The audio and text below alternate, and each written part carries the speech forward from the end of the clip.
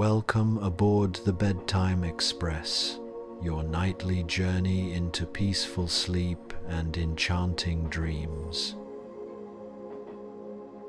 I'm your conductor on this soothing voyage through time, and tonight we're traveling to the magnificent Ottoman Empire, where extraordinary women shaped the course of history from within the walls of the Imperial Harem. You're about to hear the captivating stories of Nurbanu Sultan, the Venetian girl who became an empress, and Kösem Sultan, the Greek island maiden who wielded power for nearly 40 years. These tales of intelligence, resilience, and political mastery will transport you to moonlit palace gardens and marble chambers where destiny was written in whispered conversations. Before you fall asleep, please give this video a like and let us know in the comments which historical period you'd like to visit next. Don't forget to subscribe to Bedtime Express and ring the notification bell so you never miss our nightly departures to fascinating worlds and peaceful sleep.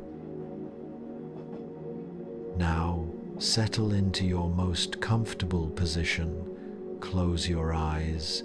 and let your breathing slow and deepen. Allow the gentle rhythm of the story to carry away the worries of your day as we begin our journey to the Imperial Palace of Constantinople, where the scent of jasmine fills the evening air and remarkable women await to share their secrets. All aboard the Bedtime Express. Secrets of the Ottoman Palace, Tales from the Imperial Harem. Close your eyes and let your mind drift across the centuries,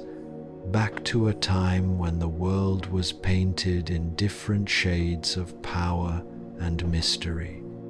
Feel yourself floating like a gentle breeze over the ancient city of Constantinople, now Istanbul, where the Bosphorus meets the Golden Horn in an eternal embrace of blue waters. The year is 1520, and the great Ottoman Empire stretches like a magnificent tapestry from the gates of Vienna to the deserts of Arabia, from the shores of the Black Sea to the coast of North Africa. Ships from a dozen nations crowd the harbors, their holds filled with silk from China, spices from India, amber from the Baltic, and precious metals from the mines of Anatolia. In this age of exploration and conquest, when Columbus has opened the New World and Vasco da Gama has found the sea route to India, the Ottoman Empire stands at the crossroads of civilization, where East meets West in a symphony of cultures, languages, and traditions. The sounds of the city rise like incense on the evening air, the calls of merchants in the grand bazaar, the hammering of craftsmen in their workshops, the chanting of scholars in the great mosques, the laughter of children playing in courtyards where fountains sing their eternal songs. And above it all, dominating the skyline like a jeweled crown, rises the Topkapi Palace, where the fate of millions is decided by a sultan whose word is law from Budapest to Baghdad.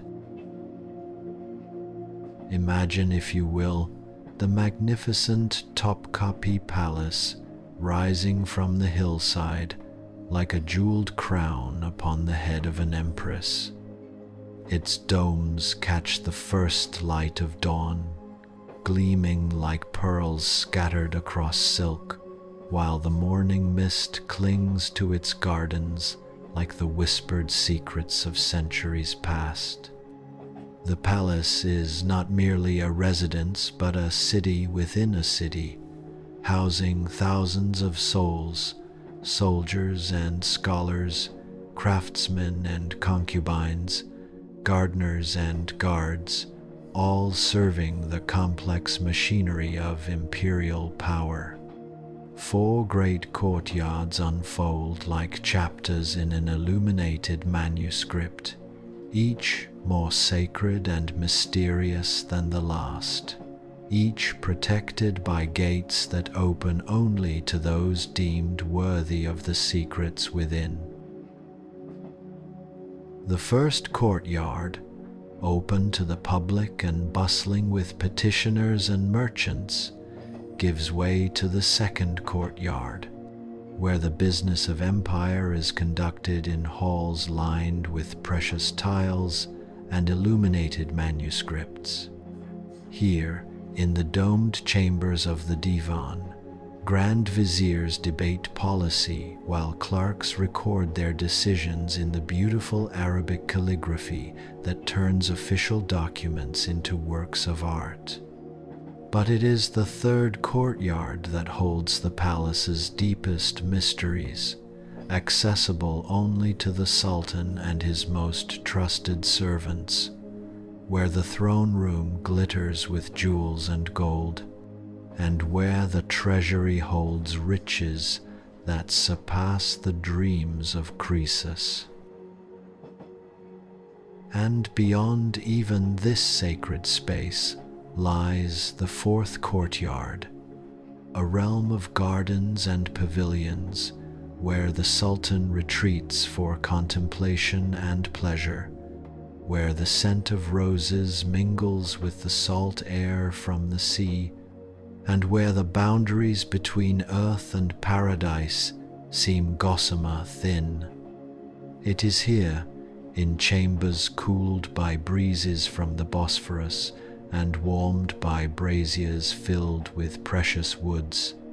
that some of history's most important decisions have been made in the quiet hours when the palace sleeps and only lovers and conspirators move through the moonlit corridors. Behind the ornate doors and latticed windows of the Imperial Harem, a different kind of empire flourished. Here, in chambers adorned with the finest silks from Bursa, carpets from Isfahan, and tiles that captured the very essence of paradise, women from across the known world gathered. They came as strangers, many against their will,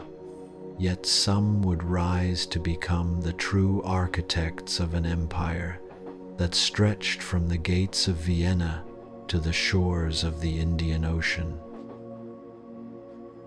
Let us step softly into this world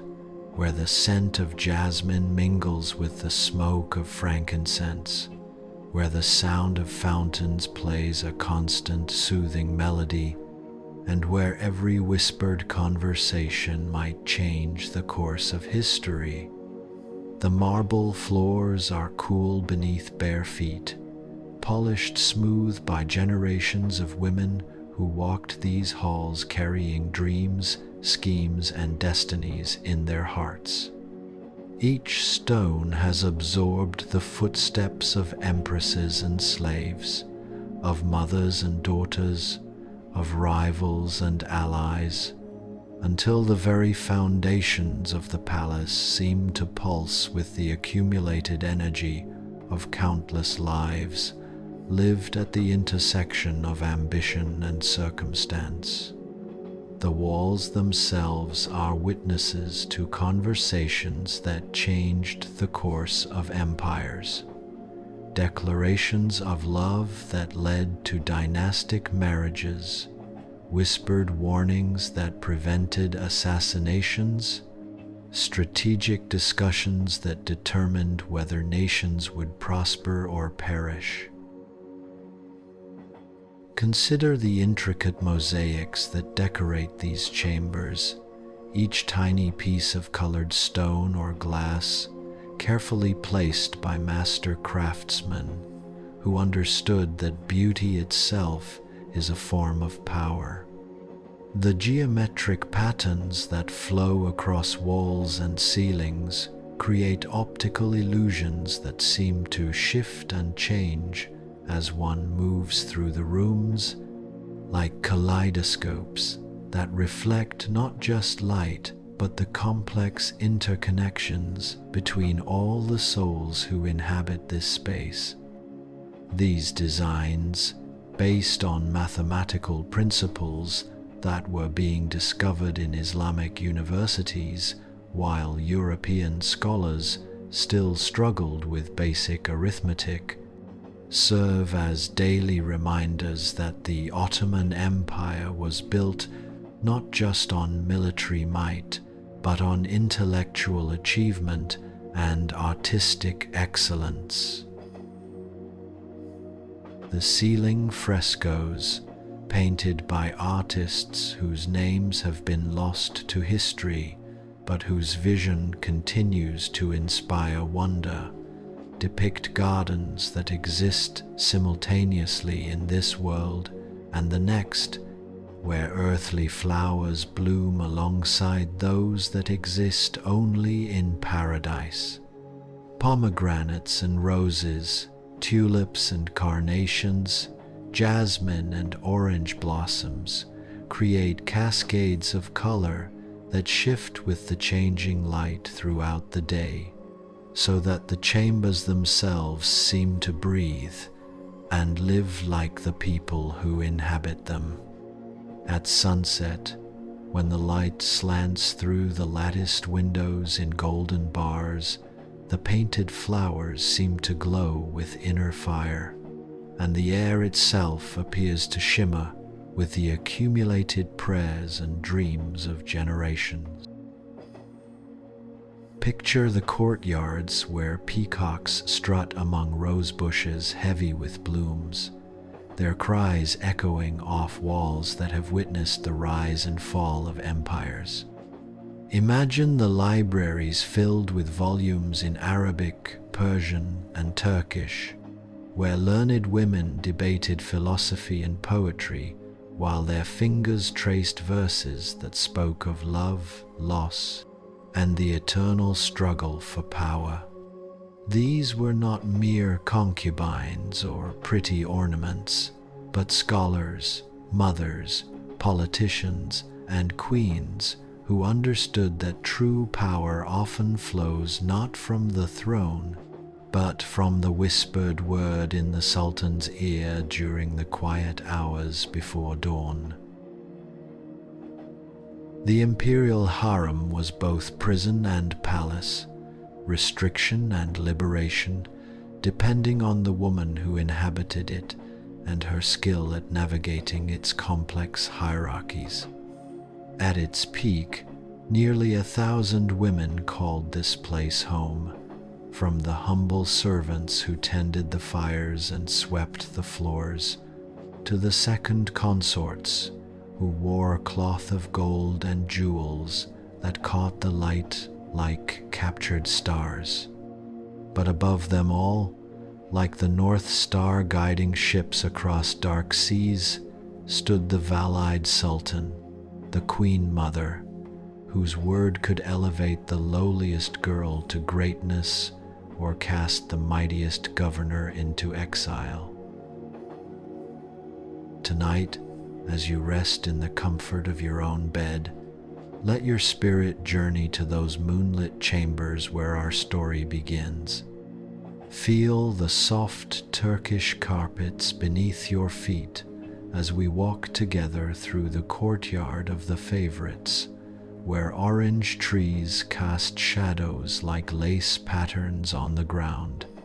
and the sound of water trickling through marble channels creates a lullaby that has soothed countless souls across the centuries. The walls here hold memories like pressed flowers in the pages of an ancient book, If stones could speak, they would tell of midnight conspiracies and dawn revelations, of letters written in invisible ink and alliances forged in whispered conversations behind silk curtains. They would speak of tears shed in frustration and joy, cried out in triumph, of children born into privilege and mothers who watched their sons ascend to the throne of the world's greatest empire. In this place where East met West, where Christian girls became Muslim queens, where slaves rose to command the fates of millions, we find stories that surpass the wildest fiction. These are tales of women who learned that in a world where they could not wield swords, they could wield influence. Where they could not command armies directly, they could command the men who commanded armies. Where they could not sit upon the throne, they could whisper in the ear of the one who did, and in doing so perhaps hold more real power than any crowned head. As the night deepens and the palace settles into its ancient rhythms, we prepare to meet the extraordinary women whose stories have echoed through history. Women like Nurbanu Sultan, the Venetian who became the power behind the Ottoman throne, and Kösem Sultan, whose influence shaped an empire for half a century. Their stories are not just tales of individual triumph, but windows into a world where the traditional boundaries of gender, religion, and nationality could be transcended by intelligence, determination, and an understanding of how power truly flows. So settle deeper into your pillows, dear listener, and let the gentle rhythm of our narrative carry you into the heart of the Imperial Harem, where tonight the past comes alive in whispers and dreams. Here, in this place where time moves like honey and every shadow holds a secret, we begin our journey into the lives of the most remarkable women you may never have heard of, but whose influence shaped the world we know today. The moon rises over the Bosphorus, casting silver paths across the water that leads to distant lands, and in the palace gardens, nightingales begin their eternal songs of beauty and longing. This is the perfect hour for stories, when the boundary between dream and memory becomes thin as silk, and the voices of the past speak as clearly as the wind through the cypress trees. Let us begin with a young woman from Venice,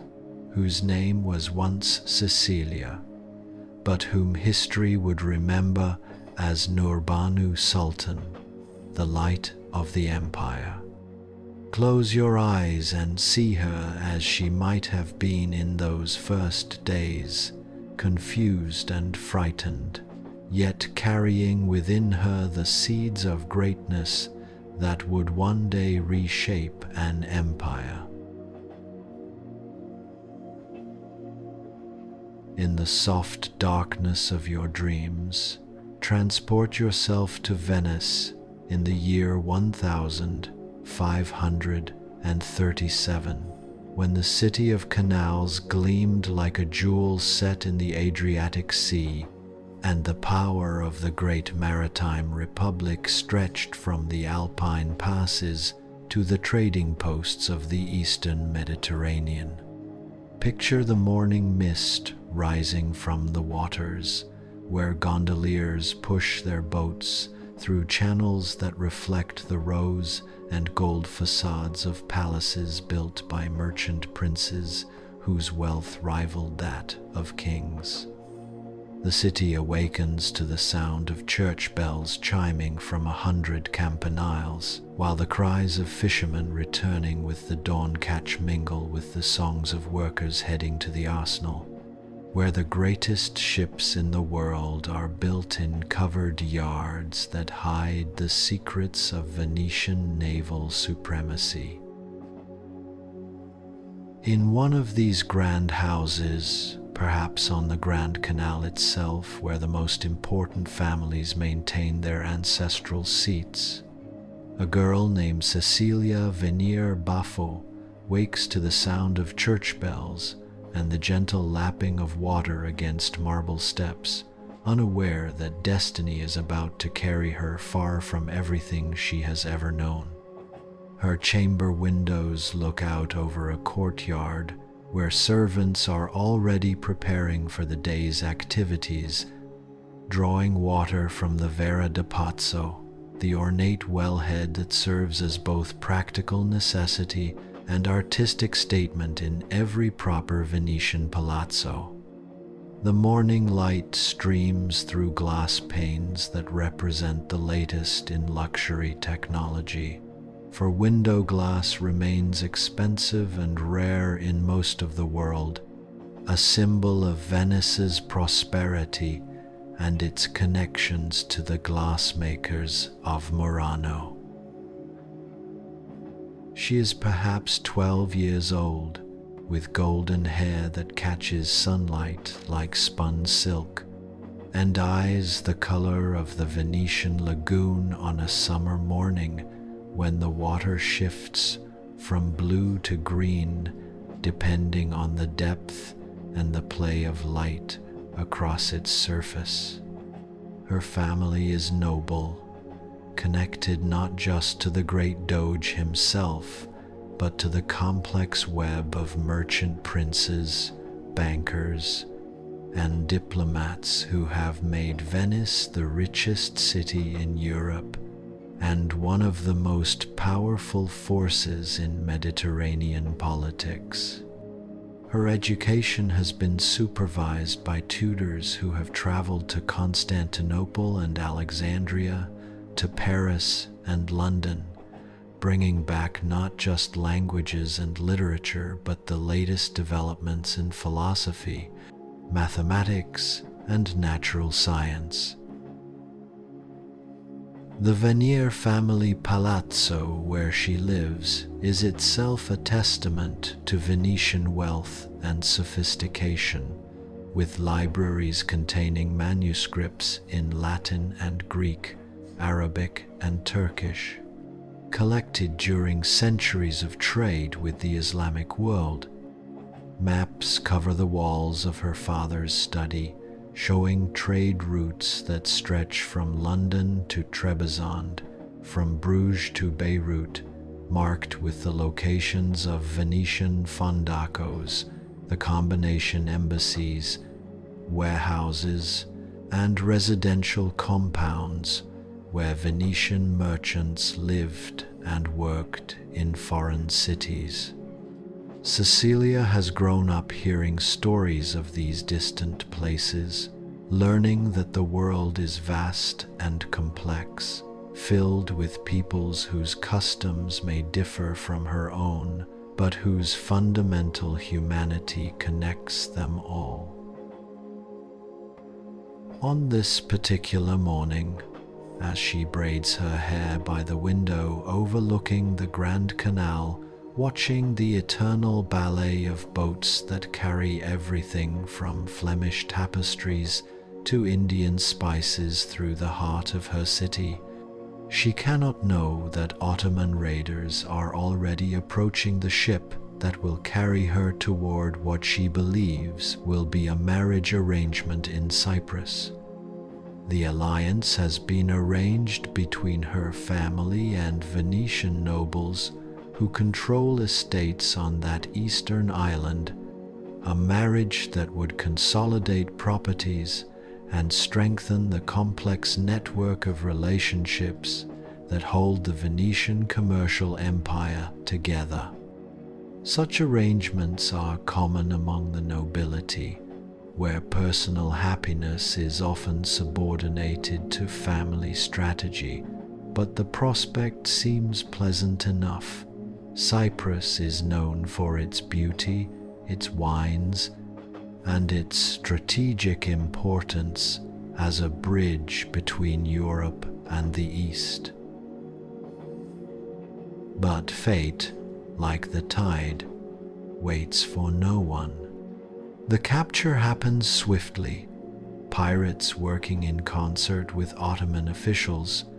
a common practice in those days when the boundaries between diplomacy and piracy were often blurred by political convenience and the complex realities of Mediterranean power politics.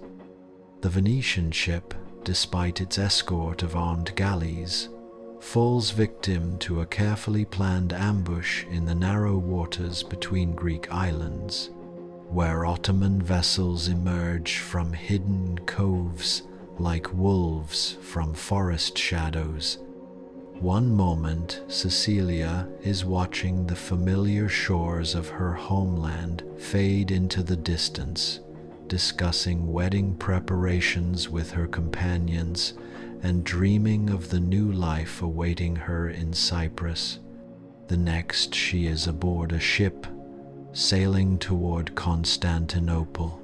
her future as uncertain as the wind that fills the vessel's sails. The transformation begins immediately, even before the Ottoman ship reaches its destination. The captured women are treated not as ordinary prisoners, but as valuable commodities destined for the imperial court, which means they receive care and attention that reflects their potential worth rather than their current helplessness. They are provided with clean clothing, adequate food, and basic medical attention because damaged goods command lower prices in the sophisticated slave markets of Constantinople. But more than physical comfort, they receive something even more valuable: time to observe and learn about their captors and their customs, knowledge that will serve them well in the trials that lie ahead. Yet imagine, dear listener, how even in that moment of terror and uncertainty, something within Cecilia refuses to break. Perhaps it is the Venetian blood in her veins, the heritage of a people who built their empire not on conquest but on adaptation, on finding opportunity in the midst of crisis, on turning disadvantage into advantage through superior intelligence and unbreakable determination. The Venetians have survived as an independent republic for nearly 1,000 years by learning to bend without breaking, to negotiate when they cannot fight, to find profit in situations where others see only loss. Or perhaps it is simply the indomitable spirit that some souls carry like an inner flame, burning brighter under pressure rather than being extinguished by it, growing stronger through adversity rather than weaker. During the weeks-long voyage to Constantinople, while other captured women retreat into despair or rage,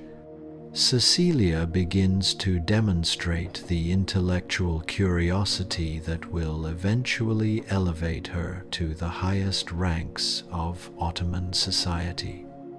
She listens to the conversations of her captors, beginning to pick up basic Turkish words and phrases, learning to distinguish between the various ranks and roles represented among the ship's company. She observes the daily prayers and rituals that govern Islamic religious practice, not from any intention of converting. That decision, if it comes, lies far in the future, but from a genuine desire to understand the worldview of the people who now control her fate. The journey to Constantinople takes weeks, and during this time, young Cecilia begins to understand that her old life is gone forever, dissolved like salt in water, impossible to recover or restore. But she also begins to observe, to learn, to listen to the languages being spoken around her with the intensity of someone who understands that knowledge is the only weapon available to her in this strange new world. She watches how the Ottoman officials conduct themselves, begins to grasp the complex hierarchies and protocols that govern this floating microcosm of imperial society, filing away information about customs and expectations that will serve her well in the years to come. Even in captivity, her mind is working, adapting, preparing for survival in an environment she cannot yet fully comprehend, but must somehow learn to navigate. When the ship finally arrives at the Golden Horn,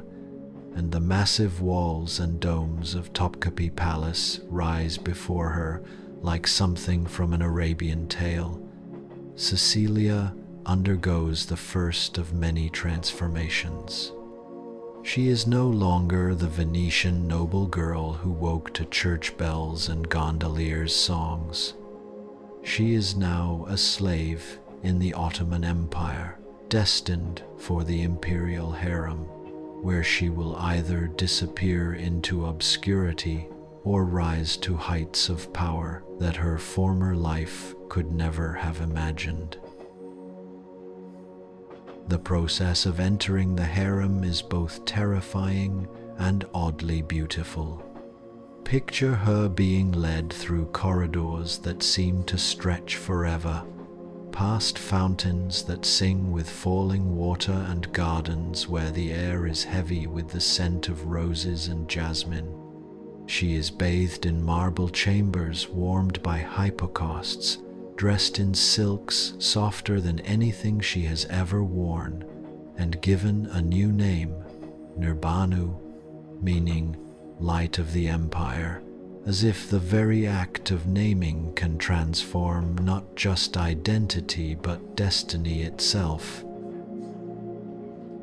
In the harem school, she learns Turkish and Persian, Arabic calligraphy and the Quran, music and dance, the proper way to serve coffee, and the subtle art of conversation that can turn a casual remark into political intelligence. But more importantly, she learns to read the complex social dynamics that govern harem life. She understands quickly that beauty alone is not enough. Intelligence, adaptability, and the ability to form strategic alliances are what separate the women who remain slaves from those who become the mothers of sultans. Years pass like seasons in a carefully tended garden, each bringing new growth and understanding. Nurbanu rises through the ranks of the harem, not through ruthless ambition, but through a combination of charm, wisdom, and an intuitive understanding of what each person around her needs and desires. She becomes fluent, not just in languages, but in the unspoken communications that flow through the palace like underground streams, a raised eyebrow here, a choice of jewelry there, the way one arranges cushions for a visit from the Sultan's mother. When Prince Selim, the future Sultan Selim II, first notices her, it is not just her beauty that captures his attention. Though she has grown from a lovely girl, into a truly stunning woman. It is her intelligence, her ability to discuss poetry and philosophy, her genuine interest in his thoughts and dreams that sets her apart from the many beautiful women who populate the harem. She listens not just with her ears, but with her heart, and when she speaks, her words carry weight because they come from understanding rather than mere flattery. Picture their first real conversation, perhaps in a garden pavilion overlooking the Bosphorus, where the evening light turns the water to molten gold, and the air carries the sound of nightingales beginning their evening songs. Selim speaks of his love for poetry, his dreams of creating a more cultured court, his struggles with his own father's expectations and his brother's ambitions. Nurbanu listens, and when she responds, it is with insights that show she understands not just his words, but the man behind them. From that evening forward, their fates become intertwined like the patterns in a master weaver's carpet. When Selim becomes Sultan, Nurbanu does not merely become his favorite consort, she becomes his closest advisor, his intellectual companion, his partner in the complex dance of ruling an empire that spans 3 continents. She bears him children, including the future Sultan Murad III, but perhaps more importantly, she helps him bear the weight of the crown itself. 2-0 In the quiet hours before dawn, when the palace sleeps and only the guards move silently through the corridors, imagine Nurbanu in her private chambers, reading correspondence from Venice that arrives through secret channels. She has never forgotten her origins, and she uses her position to serve as an unofficial ambassador between the Ottoman Empire and her birth city. Through her influence, trade agreements are reached, conflicts are avoided, and 2 great powers learn to coexist in a world where cooperation serves both better than endless war. But her greatest achievement may be in transforming the very nature of what it means to be a woman in power in the Ottoman court. She demonstrates that influence can be wielded with grace rather than force, that intelligence can be more effective than manipulation, and that true power comes not from dominating others, but from understanding them so well that they choose to follow your lead. As the years pass and Selim's reign draws to its close, Nurbanu faces the greatest challenge any harem woman could imagine: the transition of power from her husband to her son.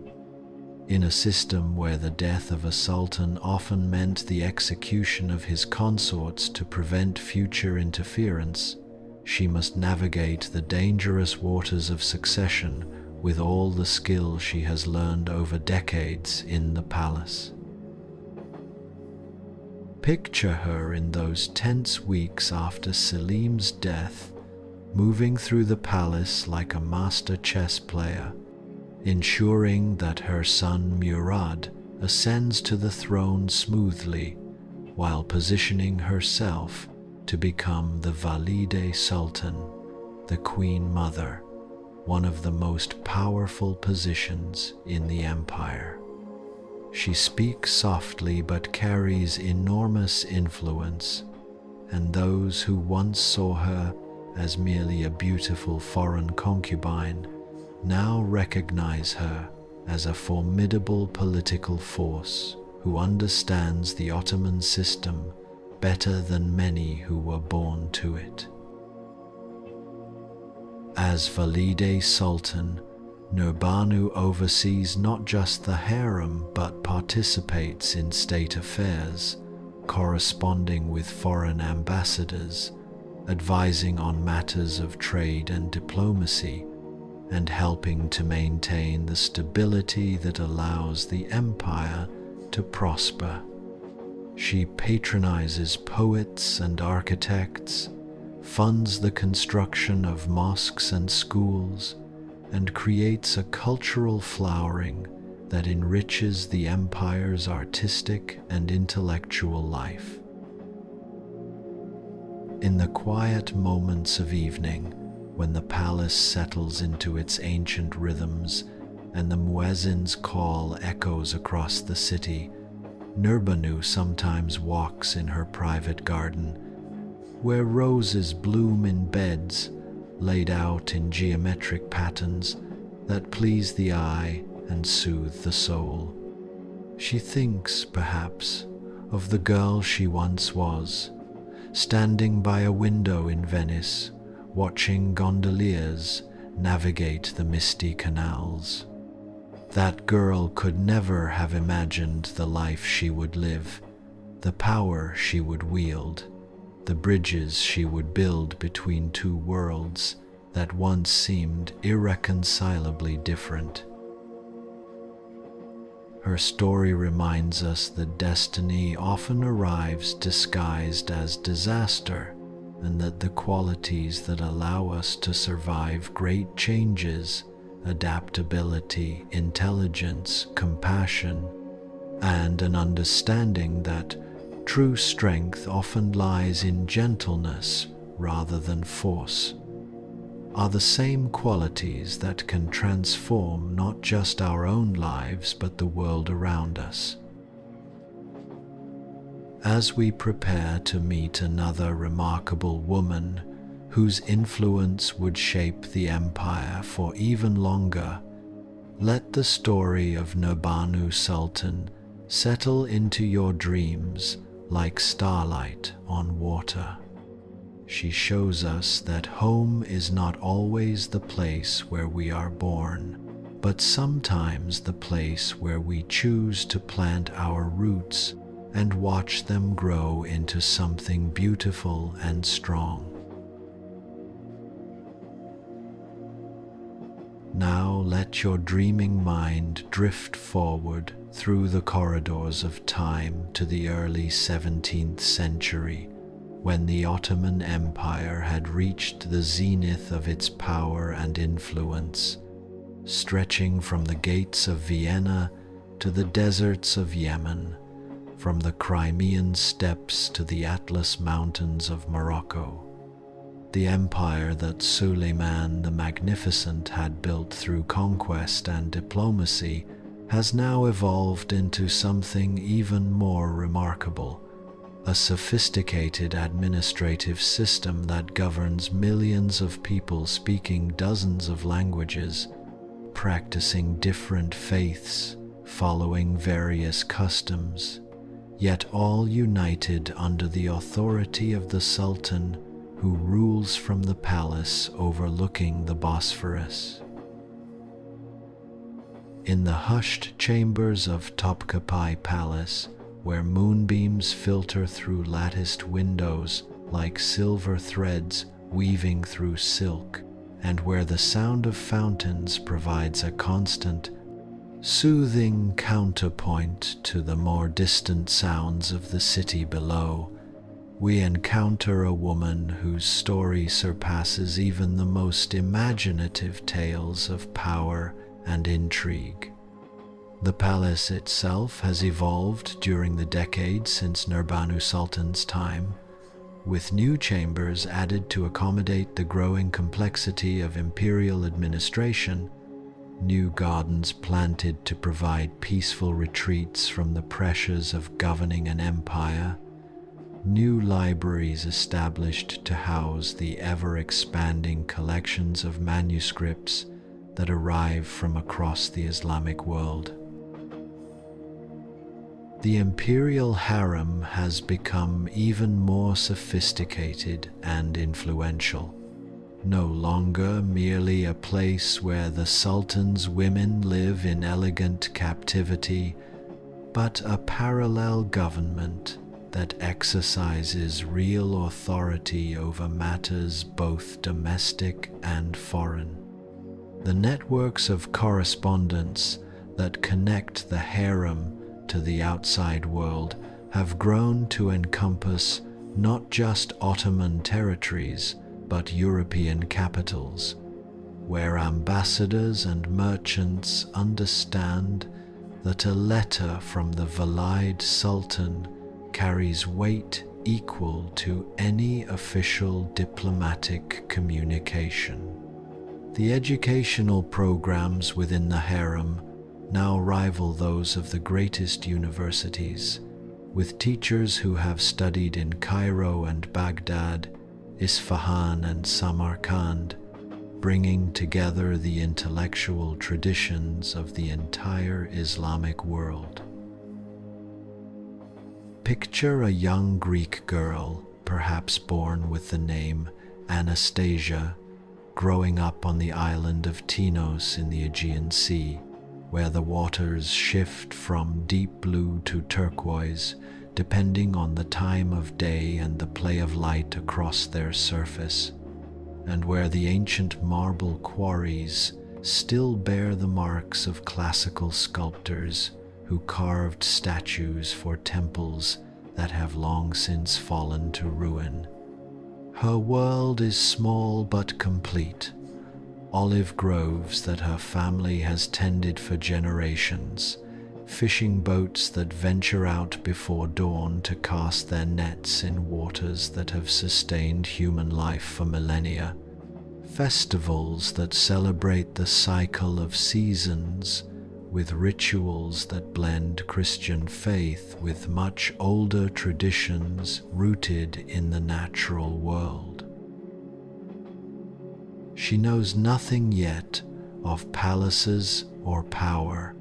of the complex web of alliances and rivalries that govern the world's greatest empire,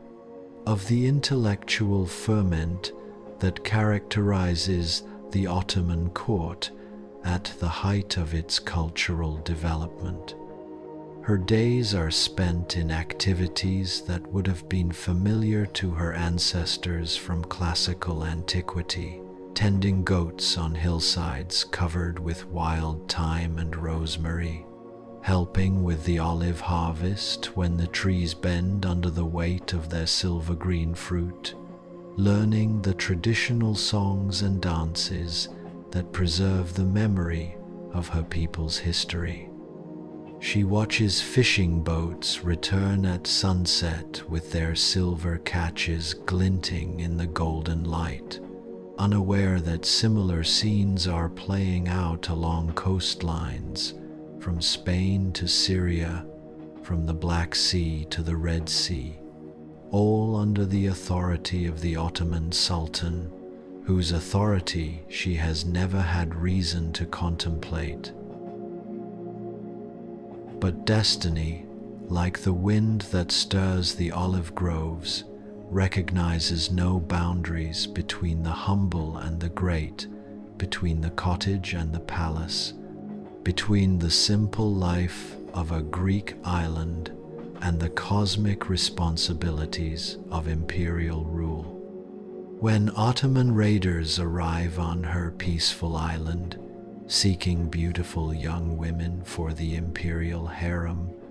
Anastasia finds herself torn from everything familiar and thrust into a journey that will carry her from the simple life of a Greek island to the heart of an empire where her decisions will eventually affect the lives of millions.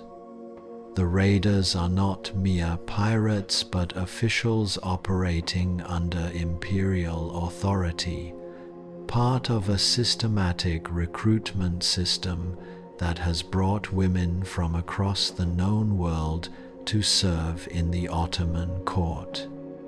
They understand that they are not just collecting slaves, but identifying potential empresses, future mothers of sultans, women whose influence might one day reshape the balance of power in Europe and Asia. The selection process itself reveals the sophistication of Ottoman imperial administration. The raiders look not just for beauty, but for signs of intelligence, education, and strength of character that suggest a young woman might thrive in the complex environment of palace politics. They prefer girls who come from families of some social standing, who have received basic education, who show evidence of the kind of inner strength that can survive the transformation from provincial life to imperial responsibility. Anastasia, despite her youth, already displays the qualities that mark her as exceptional.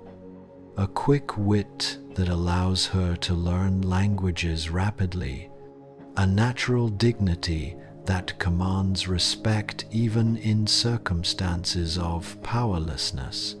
and an intuitive understanding of human nature that will serve her well in the years ahead. The transformation that occurs during her passage to Constantinople is profound. Like a caterpillar entering its chrysalis with no knowledge of the butterfly it will become, but carrying within itself all the genetic information necessary for metamorphosis. She is renamed Kösem, meaning leader of the flock, a name that will prove remarkably prophetic as she eventually guides not just the other women of the harem, but the empire itself through some of its most challenging periods. The new name represents more than a change of identity. It signifies her entry into a different world where her Greek Orthodox upbringing will gradually give way to Islamic faith, where her provincial Greek dialect will be replaced by fluency in Turkish, Arabic, and Persian, where her understanding of the world will expand from the narrow confines of island life to the vast complexities of international diplomacy. But unlike Nurbanu before her, who adapted to palace life through careful observation and diplomatic grace, learning to work within existing systems through patience and subtle influence, Kösem seems to understand instinctively that survival in this world requires not just intelligence, but a willingness to be ruthless when circumstances demand it, to make the hard choices that others cannot or will not make, to accept responsibility for outcomes that may require her to sacrifice personal happiness for political necessity. From her earliest days in the palace, she demonstrates an unusual combination of charm and determination, able to win friends and allies while never losing sight of her ultimate objectives. She understands intuitively that power is not given but taken, not inherited but earned, through superior performance in the countless small contests that make up daily palace life. In the harem school, she excels at everything: languages, music, poetry, theology. But her teachers notice something else about her that sets her apart from even the most accomplished students. She has an uncanny ability to read people, to understand their motivations and desires often before they understand them themselves. She can look into a person's eyes and see not just what they are thinking, but what they are trying not to think, what they fear, what they want most in the world. When Sultan Ahmed I first encounters Kösem, she is perhaps 15 years old, her beauty still touched with the freshness of youth, but her eyes already holding depths that suggest wisdom far beyond her years. The Sultan, himself young and inexperienced in the ways of power, is drawn not just to her physical beauty, but to something indefinable about her presence, a quality that suggests she is someone who could be trusted with secrets,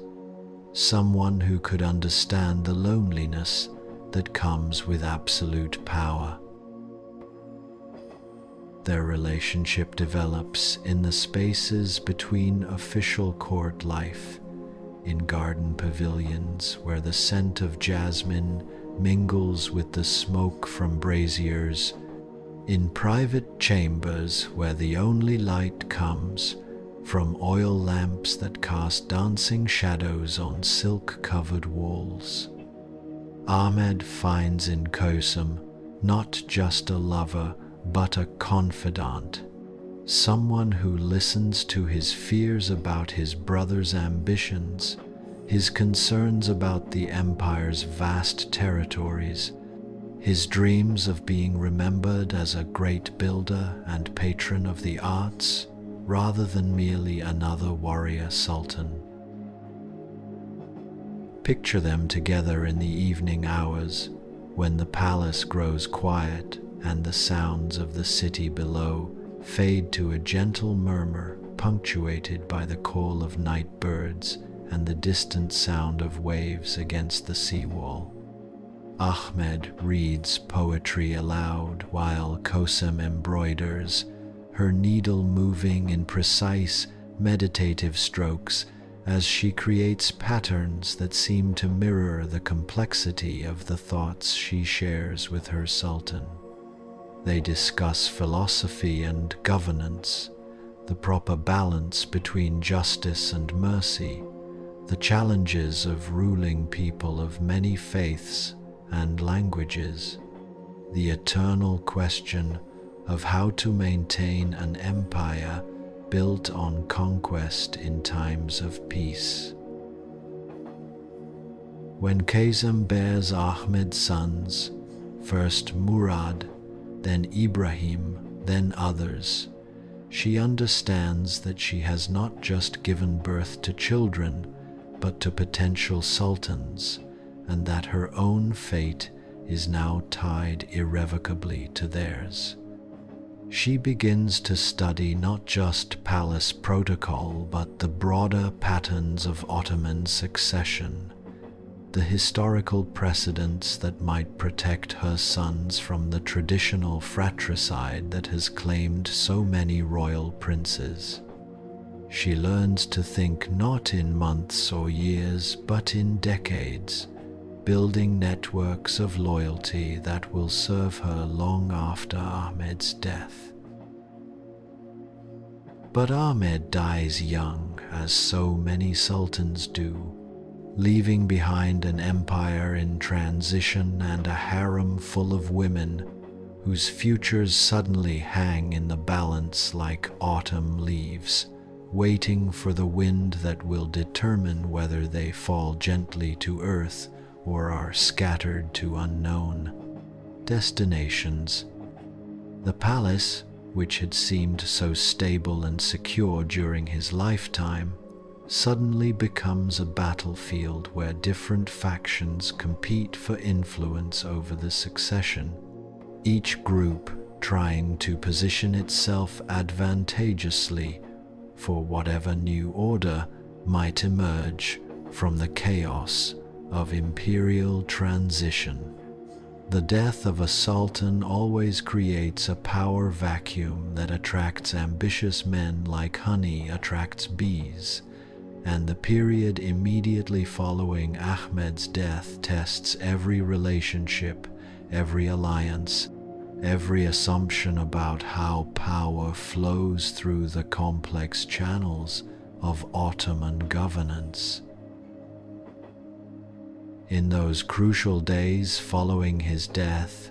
when the very foundations of imperial authority seem to shift like sand beneath the feet of those who must make decisions that will affect millions of people, Kösem demonstrates for the first time the extraordinary political acumen that will define the rest of her life. Rather than simply hoping for the best or trusting to the traditional processes of succession, she actively shapes events, using her understanding of palace factions and her carefully cultivated relationships with key officials to ensure that her son, Murad IV, ascends to the throne instead of other potential claimants whose success would likely mean her own destruction. She moves through the palace like a master chess player, anticipating her opponent's moves several steps in advance, forming temporary alliances when they serve her purposes, sacrificing minor positions to secure major advantages, always keeping her ultimate objective clearly in focus, even as she adapts her tactics to meet changing circumstances. The process of securing Murad's succession requires her to demonstrate skills that go far beyond those normally associated with harem life. She must negotiate with the Janissary officers whose support is essential for any successful transition, convincing them that her young son represents their best hope for the kind of strong leadership that will restore imperial prestige and ensure regular payment of their salaries. She must reassure the provincial governors that the new administration will respect their traditional prerogatives while expecting their continued loyalty to the central government. She must manage the complex relationships between different religious communities, ensuring that Christians and Jews understand that the change in leadership will not affect their protected status under Islamic law, while also satisfying Muslim leaders that the new Sultan will uphold the principles of Islamic governance that legitimize Ottoman rule. As Valide Sultan, the Queen Mother who serves as the power behind the throne during her son's minority, Kösem wields power more directly and decisively than any woman before her in Ottoman history. She doesn't merely influence policy through whispered suggestions or work behind the scenes to support decisions made by men. She participates actively in council meetings, hidden behind the traditional screen that preserves the fiction of female seclusion, while allowing her to hear and be heard in the highest circles of imperial administration. She corresponds directly with foreign ambassadors, negotiating trade agreements and diplomatic protocols with the skill of someone who has spent decades studying international relations and understanding how different national interests can be reconciled through careful compromise, mutual advantage. She makes decisions about military campaigns and economic policy, always considering not just immediate tactical advantages, but long-term strategic implications that will affect the empire's position decades into the future. The Venetian ambassadors, perhaps the most sophisticated diplomatic observers of their time, write home in amazement about this woman who negotiates with the skill of a seasoned diplomat while maintaining the grace and dignity expected of a queen mother. They note her extraordinary memory for details, her ability to discuss complex legal and commercial questions without reference to written notes, her talent for finding creative solutions to problems that have stumped professional administrators for months or years. They report that meetings with the Valid Sultan are more productive than formal sessions with grand viziers and other male officials, because she combines intimate knowledge of imperial capabilities with a strategic vision that encompasses not just Ottoman interests, but the broader balance of power that affects all European states. Picture her in the council chamber, seated behind a golden screen that allows her to hear and be heard while maintaining the fiction of female seclusion that Ottoman protocol demands, her voice carrying absolute authority as she discusses trade agreements with European powers that could bring millions of ducats into the imperial treasury. She reviews reports about the management of distant provinces, questioning officials about tax collection rates, agricultural production, the condition of roads and bridges, the loyalty of local administrators, demonstrating a grasp of administrative detail that rivals that of the most experienced bureaucrats. She considers the delicate balance of relations with Safavid Persia, where religious differences complicate political rivalries, and with the emerging Russian Empire, whose expansion threatens Ottoman control of the Black Sea trade routes that provide essential revenues for imperial operations. The grand viziers and pashas who once might have dismissed the opinions of a woman now hang on her every word, because experience has taught them that her judgment has kept the empire stable through some of its most challenging periods. Her decisions consistently prove sound over time. Her predictions about foreign policy developments regularly prove accurate.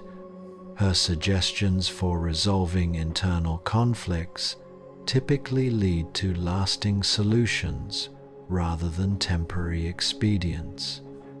She has demonstrated again and again that effective leadership has less to do with traditional masculine attributes like physical courage or military prowess than with the more subtle qualities of intelligence, patience, and the ability to understand complex human motivations well enough to predict how different people will respond to various policy options. When Murad IV dies and is succeeded by her second son, Ibrahim, Kösem faces perhaps the greatest challenge of her career. Ibrahim, who has spent years confined to the palace in accordance with the new system that keeps potential heirs under close supervision, emerges psychologically damaged and increasingly erratic. Kösem must balance her roles as mother and stateswoman, trying to protect her son while also protecting the empire from the consequences of his unstable rule. In the quiet hours of early morning, when the palace is wrapped in pre-dawn silence and only the sentries move through the corridors, imagine Kösem in her private chambers, reading reports from across the empire by the light of oil lamps that flicker like captured stars. She reviews accounts of rebellions in Anatolia, trade disputes in the Balkans, diplomatic communications from Venice and France, all while weighing how to respond to each crisis without undermining her son's authority or her own position. The tragic end of Ibrahim's reign, when palace officials and Janissary corps unite to depose him, forces Kösem to make the most difficult decision of her life. She must choose between her role as a mother and her responsibility to the empire, ultimately supporting the removal of her own son to prevent civil war and chaos. It is a choice that demonstrates both her political wisdom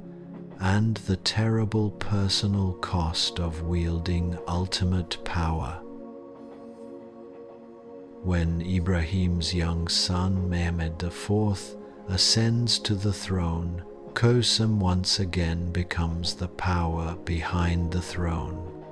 But now she faces a new challenge: Ibrahim's widow, Turhan Sultan, who has her own ideas about how the empire should be governed and who should wield influence over the young sultan. The rivalry between these two powerful women becomes one of the great political struggles of the 17th century, played out in the corridors and chambers of Topkapi Palace with all the complexity of a master chess game.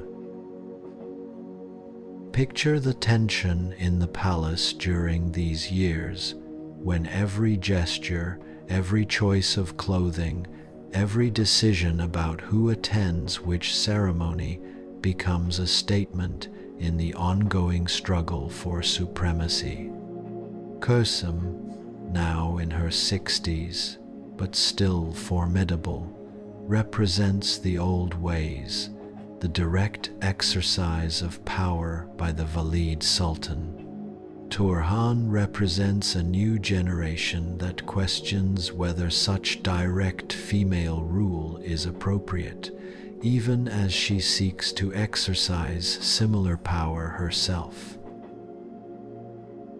The final confrontation comes, as such confrontations often do, in the dark hours before dawn, when the palace sleeps and only whispered conspiracies move through the shadows. The details remain shrouded in the discretion that surrounds all palace secrets. But when morning comes, the great Kösem Sultan is dead. Her extraordinary life ended not in the peaceful chambers where she had wielded power for so long, but in violence that speaks to the ultimate fragility of even the greatest earthly authority. Yet her legacy lives on in the very foundations of the empire she helped to govern for nearly 40 years. The administrative reform she supported, the cultural flowering she encouraged, the diplomatic relationship she cultivated, all continue to shape Ottoman policy long after her death. More importantly, she demonstrates that power is not about the formal titles one holds, but about the wisdom to understand when to act and when to wait, when to be gentle and when to be firm, when to trust and when to strike first. As you drift deeper into dreams, let the story of Kösem Sultan remind you that greatness often requires us to make choices that test not just our courage, but our humanity. She shows us that true leadership sometimes means making decisions that break our own hearts for the greater good, and that the most lasting power comes not from dominating others, but from understanding the currents of history and learning to navigate them with skill, wisdom, and an unshakable commitment to something larger than ourselves. In the gentle realm of your dreams, let us step back from the specific stories of individual women to contemplate the broader patterns that governed life in the Imperial Harem, the unwritten rules and subtle arts that determined who would rise and who would fade into obscurity like morning mist before the rising sun. Imagine yourself floating like a spirit through the palace during the golden afternoon hours, when sunlight streams through the latticed windows in geometric patterns that shift and change like kaleidoscopic visions across the marble floors, creating shadows that dance with the same rhythm as the thoughts and dreams of the extraordinary women who have walked these corridors for centuries. To understand the true nature of the Imperial Harem, we must first dispel the myths and misconceptions that have accumulated around this institution like sediment on the bottom of a once clear stream. The harem was never simply a place where women waited passively for the Sultan's attention, like exotic birds in a gilded cage, singing only when their master desired entertainment. It was, instead, a complex ecosystem where intelligence, beauty, cultural sophistication, and political acumen all played crucial roles in determining a woman's fate, where success required not just physical attractiveness, but the kind of strategic thinking that would be admired in any center of power, whether in Vienna or Venice, Paris or London. Picture it as a vast garden where different species of flowers must learn to coexist, each finding their own way to catch the sunlight and draw nourishment from the soil, some growing tall and bold like the cypresses that dominate the landscape, others spreading quietly through underground networks of roots and connections like the jasmine vines that eventually cover entire walls with their fragrant blossoms. The women who succeeded in this environment understood that survival required not just individual excellence, but the ability to create and maintain the kinds of alliances and support networks that could weather the storms of political change, succession crises, and the inevitable shifts in imperial policy that occurred with each new reign. The daily rhythms of harem life followed patterns as precise and meaningful as the movements of a sacred dance, with each activity serving multiple purposes and each moment offering opportunities for the kind of subtle positioning that could determine a woman's trajectory for years or decades to come. Before dawn, when the palace still lay wrapped in the soft darkness that precedes the morning call to prayer, the women would wake in chambers that ranged from simple cells for the newest arrivals to elaborate suites for the Sultan's favorites, furnished with silk cushions embroidered with gold thread, Persian carpets whose patterns told stories of ancient heroes and eternal love, and windows that looked out onto private gardens where fountains played eternal melodies of falling water, punctuated by the songs of nightingales and the rustle of wind through rose bushes heavy with bloom. The architecture of these chambers reflected not just wealth, but sophisticated understanding of how physical spaces can influence mental and emotional states. The proportions followed mathematical principles derived from Islamic geometry, creating rooms that felt harmonious and peaceful, even when filled with the tensions that inevitably arise when ambitious people live in close proximity. The decoration combined Quranic calligraphy with floral motifs that suggested paradise, reminding the inhabitants that their earthly struggles took place within a larger cosmic context where patience and virtue would ultimately be rewarded. The lighting, filtered through screens carved in intricate patterns, created an atmosphere of contemplative beauty that encouraged reflection and discouraged the kind of hasty decisions that could prove disastrous in an environment where every word and gesture carried potential consequences. The morning hours were devoted to education and self-improvement because the wise women understood that beauty alone, no matter how extraordinary, could not sustain a career that might span decades and must survive the inevitable changes that time brings to all earthly things.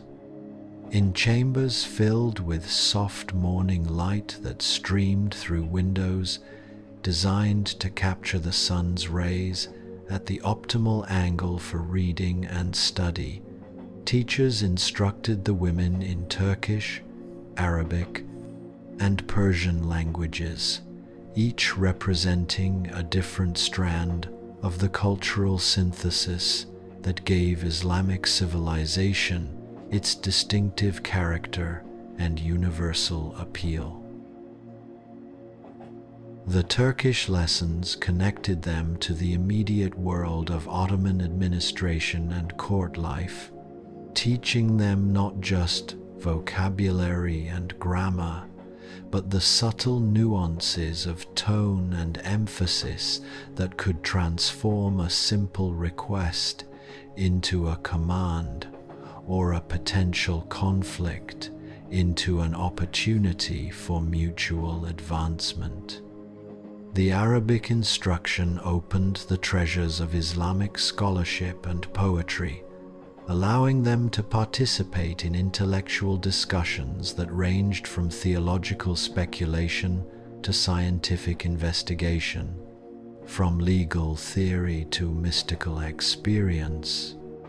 The Persian studies introduced them to the rich literary tradition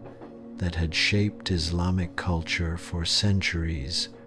giving them access to works of poetry and philosophy that provided both aesthetic pleasure and practical wisdom about the nature of power, love, and human destiny. Beyond language instruction, the women studied the intricate calligraphy that was considered one of the highest art forms in Islamic culture, learning to transform written words into visual poetry that could adorn everything from official documents to private letters with beauty that reflected the spiritual significance of the message being conveyed. They practiced music and dance not as mere entertainment, but as forms of cultural expression that could communicate emotions and ideas across linguistic and cultural boundaries, creating connections between people whose backgrounds might otherwise keep them apart. They learned the subtle protocols that governed every aspect of court life, understanding that proper etiquette was not simply a matter of politeness but a complex system of signals that allowed people to communicate their intentions, allegiances, and expectations without the dangerous explicitness that could lead to conflicts or misunderstandings. The sound of their voices reciting verses from the Quran or practicing classical Turkish poetry would drift through the corridors like incense, mixing with the scents of rosewater and jasmine that perfumed the air, creating an atmosphere of intellectual and spiritual refinement that elevated daily life above the merely practical concerns of survival and advancement. These study sessions were not just educational exercises but social events where women from different backgrounds could discover common interests and form the bonds of friendship and mutual support that would serve them throughout their palace careers. A woman from the Caucasus might find herself sharing interests in Persian poetry with someone from the Balkans, while a former Venetian merchant's daughter might discover that she had more in common with a Greek fisherman's child than their different origins might suggest. Picture the afternoon hours when the heat of the day made outdoor activities less appealing, and the women gathered in the cool, shaded courtyards where orange and pomegranate trees provided natural canopies of green leaves and dappled shadow that shifted and danced with every breath of wind from the Bosphorus. These courtyards, designed according to principles that combined Islamic geometry with practical understanding of how to create comfortable microclimates in a challenging Mediterranean environment, became outdoor salons where intellectual and social life flourished under conditions that encouraged both relaxation and serious conversation. Here, they would engage in the delicate art of conversation, sharing news from their homelands that arrived through the complex networks of merchants, diplomats, and travelers who connected Constantinople to every corner of the known world. They discussed books they had read, from classical Arabic works on philosophy and science to contemporary Turkish poetry that reflected the evolving artistic sensibilities of Ottoman culture, debating questions of theology and ethics with the careful precision of scholars who understand that every word carries weight and every opinion might be remembered and analyzed for years to come. These conversations were not idle chatter designed to pass time pleasantly, but strategic exchanges of information and alliance-building exercises disguised as social pleasantries, opportunities to learn about political developments, economic trends, and social changes that might affect their positions or create new opportunities for advancement. The women who excelled at these afternoon gatherings understood that information was a form of currency in palace life, and that the ability to contribute valuable insights to group discussions could be more important than physical beauty or formal rank in determining one's influence and reputation. They cultivated relationships with servants and administrators who had access to different types of information, learning to piece together fragmentary reports into comprehensive understanding of complex situations that might not become obvious to less well-informed observers for months or years. They developed the ability to ask questions that seemed casual, but actually probed for specific information, and to offer observations that appeared spontaneous, but were actually calculated to achieve particular effects on their audiences. The evening hours brought perhaps the most crucial activities of all: the careful preparation for any possible encounter with the Sultan,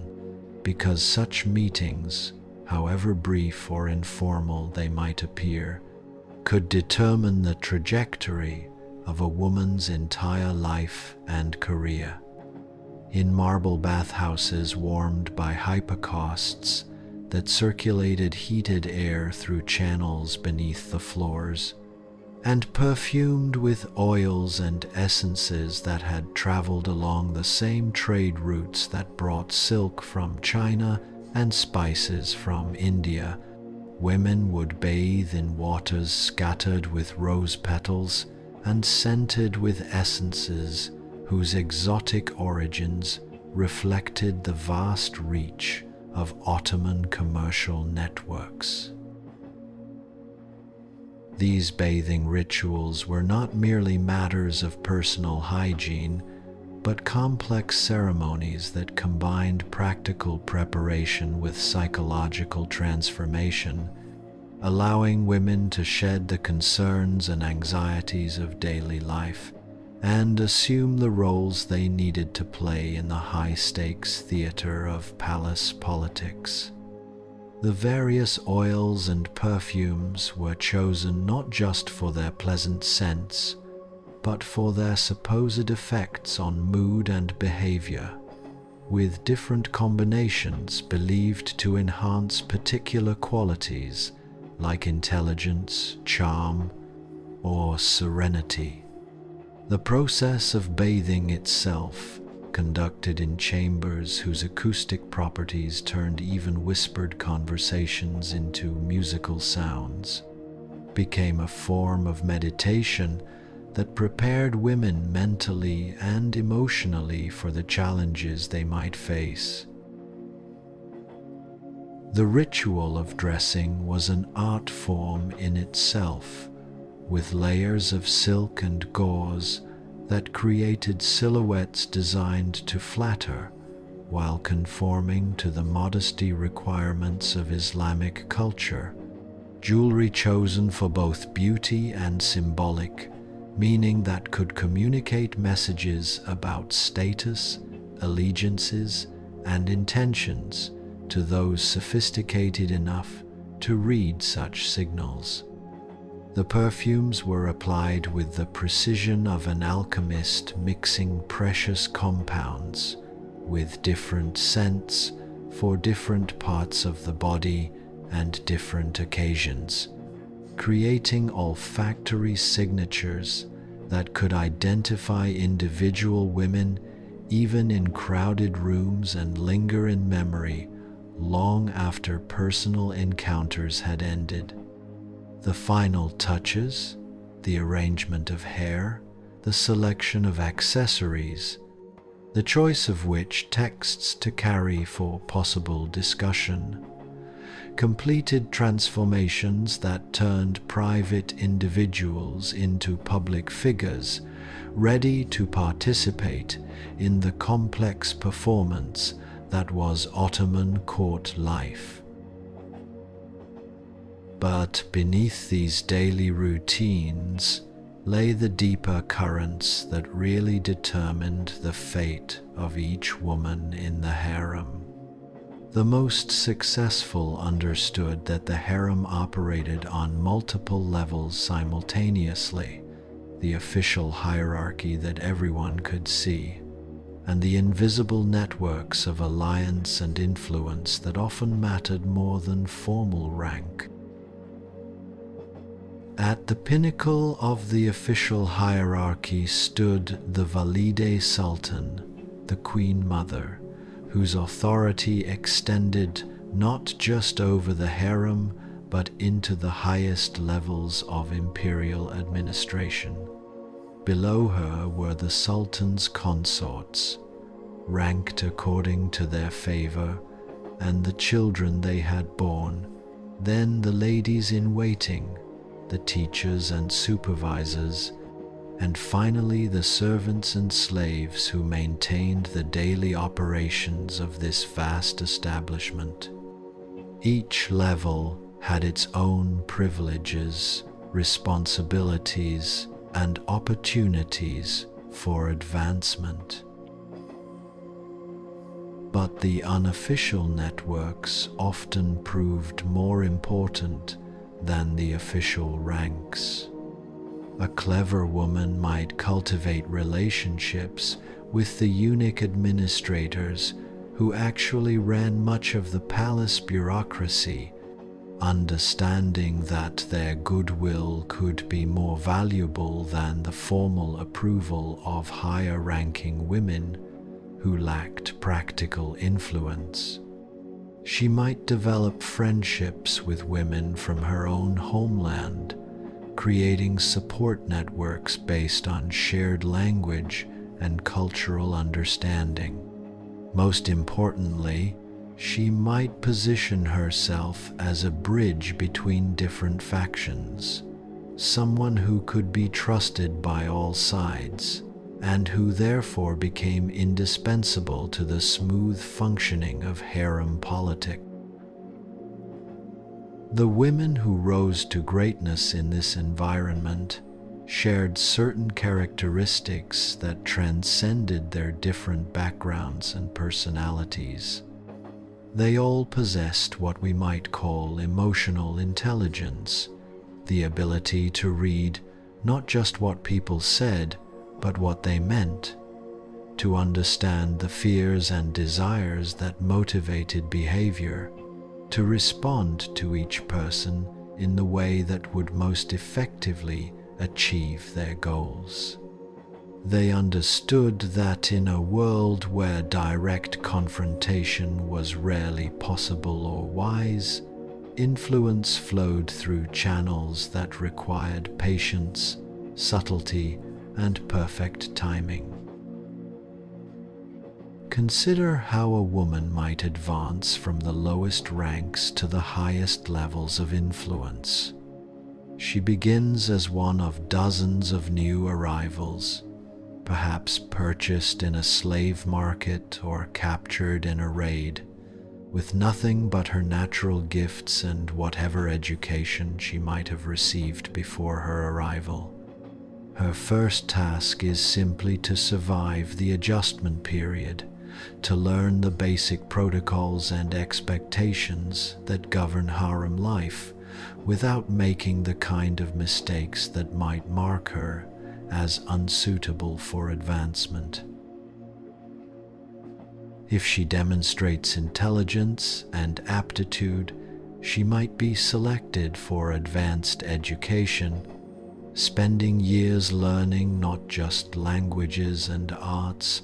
but the complex codes of behavior that govern interactions between people of different ranks and backgrounds. She learns when to speak and when to remain silent, how to offer advice without appearing to give orders, how to form alliances without creating enemies, how to maintain dignity while showing appropriate deference to those above her in the hierarchy. The crucial moment comes when she first attracts the Sultan's attention, because this encounter will determine whether she remains one of hundreds of anonymous women in the harem or begins the ascent toward real power and influence. The Sultan might notice her musical abilities during an evening entertainment, or her intelligence during a chance conversation in one of the palace gardens,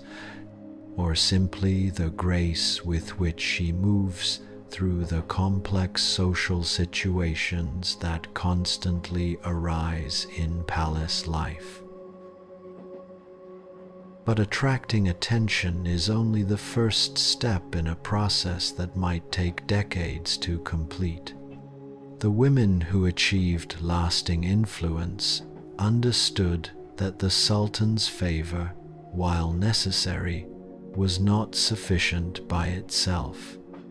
They needed to demonstrate that they could be trusted with increasingly important responsibilities, that they could provide counsel that proved useful, that they could help solve problems rather than creating new ones.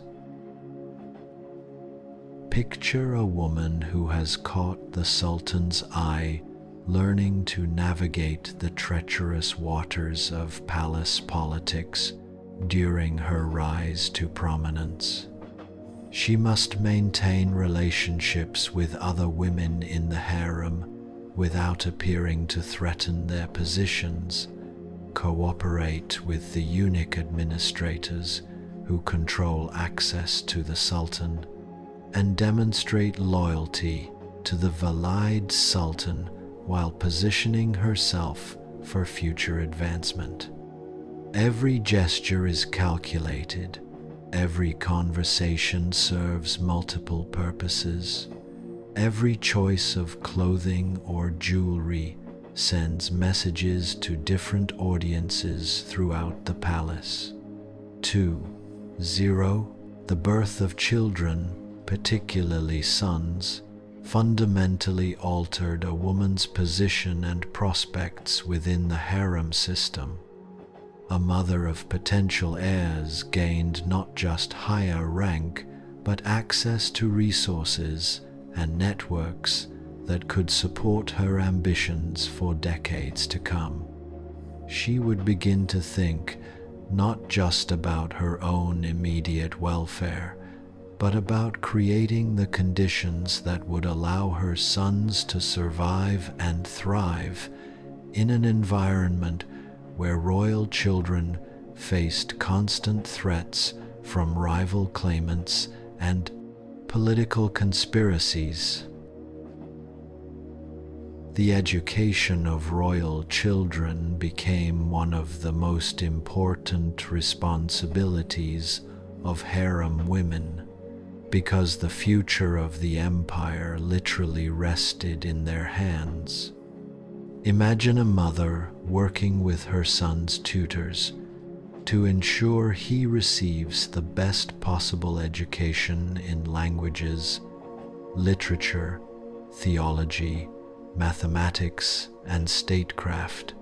while also teaching him the more subtle lessons about human nature, political strategy, and the art of command that no formal curriculum could provide.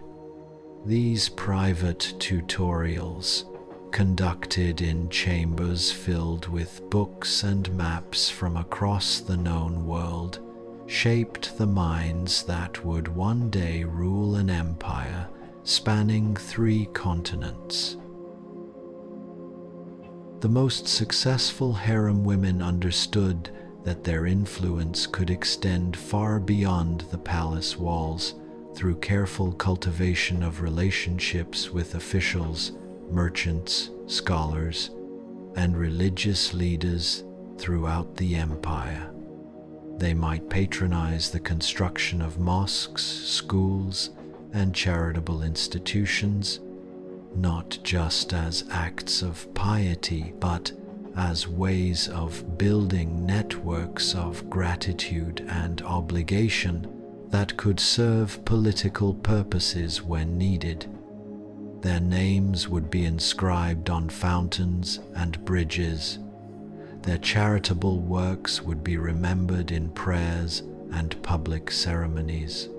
creating a kind of soft power that complemented and reinforced their formal positions within the palace hierarchy. The correspondence networks maintained by powerful harem women were marvels of discretion and efficiency. Through trusted intermediaries, they could communicate with governors of distant provinces, foreign ambassadors, merchant princes, and religious authorities, gathering information about conditions throughout the empire and subtly influencing decisions that might affect imperial policy. Their letters, written in elegant calligraphy on paper, scented with rose water and sealed with personal stamps, carried authority that derived not from official position, but from the recipient's knowledge that these women had the ear of ultimate power.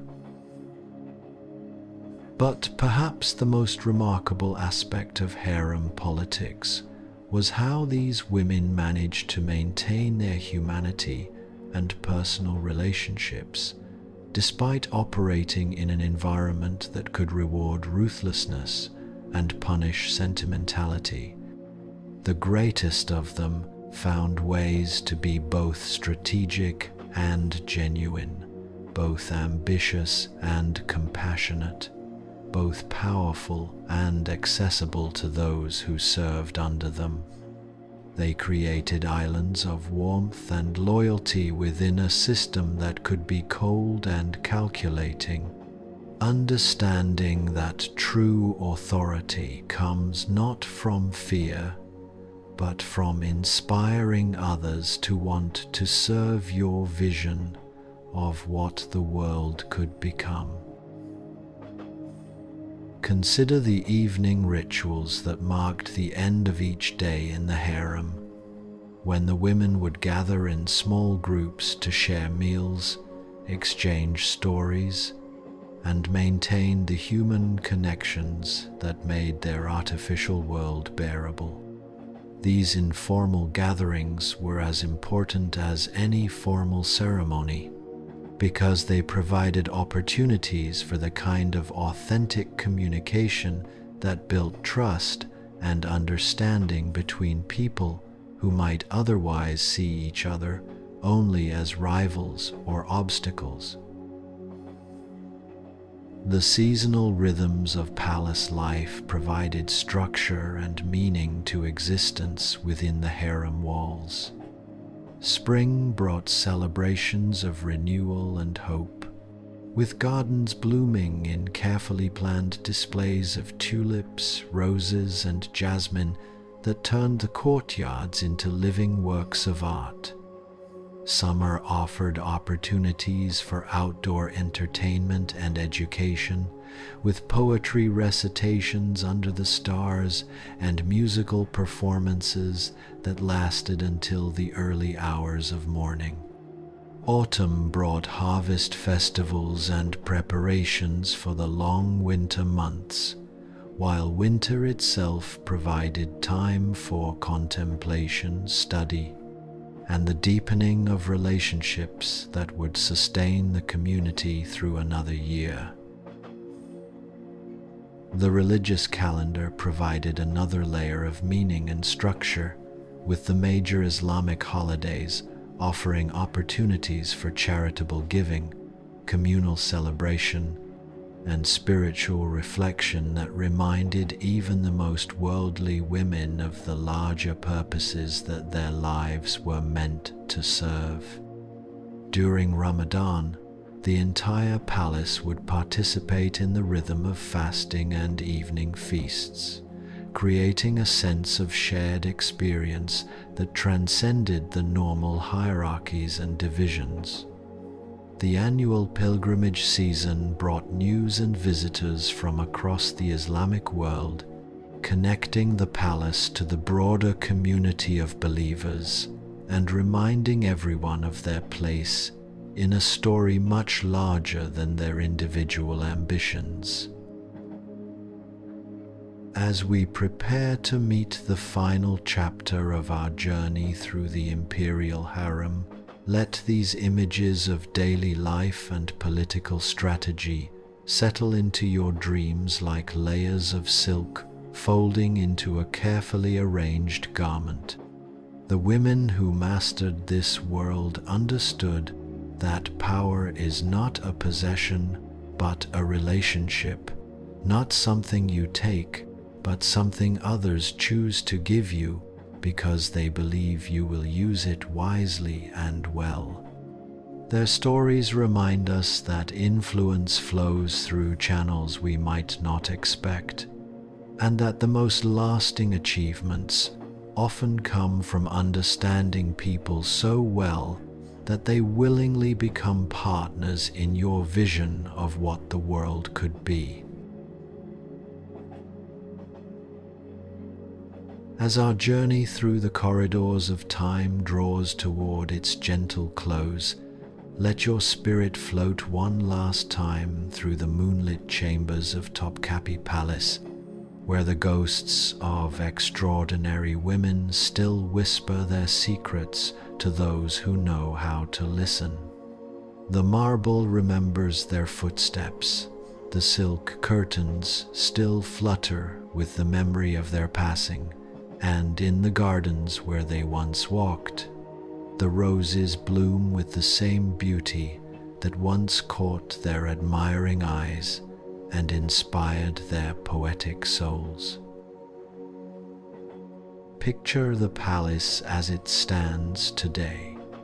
a museum where tourists from around the world come to glimpse the splendor of a vanished world, their voices echoing through chambers that once heard the most important conversations in the known world. They admire the jeweled daggers and golden thrones, the intricate tilework and painted ceilings, the precious manuscripts and elaborate costumes displayed behind glass cases like captured butterflies.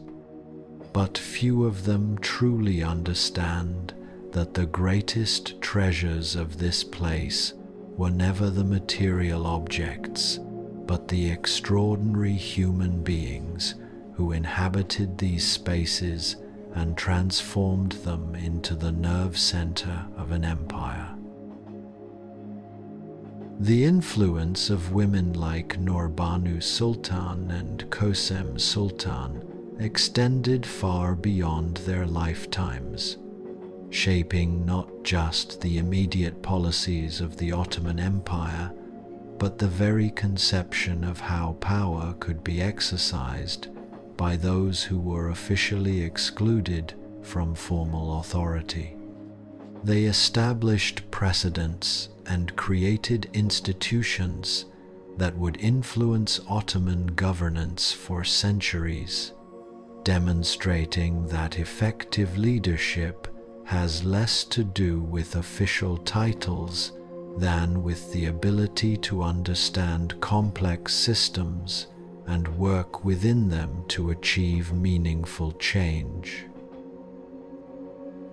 Consider how the diplomatic relationships they cultivated continued to influence international relations long after their deaths. Nurbanu's connections with Venice helped establish trading partnerships and cultural exchanges that enriched both empires for generations. Kösem's correspondence with European courts created channels of communication that helped prevent conflicts and facilitated negotiations during some of the most challenging periods in Ottoman history. Their understanding that war, while sometimes necessary, was usually less profitable than peace, influenced imperial policy in ways that modern historians are only beginning to fully appreciate. The architectural legacy of these women can still be seen throughout Istanbul and across the former Ottoman territories, in the form of mosques whose elegant proportions reflect both spiritual aspiration and mathematical precision, schools whose libraries preserve knowledge, that might otherwise have been lost to the ravages of time and political upheaval, hospitals whose innovative designs influenced medical practice across Europe and the Islamic world, and charitable institutions whose endowments continue to serve their communities centuries after their patrons' deaths. But, more importantly, these buildings represent a different conception of leadership, one that measures success not by the territories conquered or the enemies defeated, but by the institutions created, the problems solved, the suffering alleviated, and the conditions established for future generations to build upon. Picture the Yeni Mosque in Istanbul, commissioned by Kösem Sultan and completed during the reign of her successor, its elegant domes and minarets rising like prayers made visible against the sky,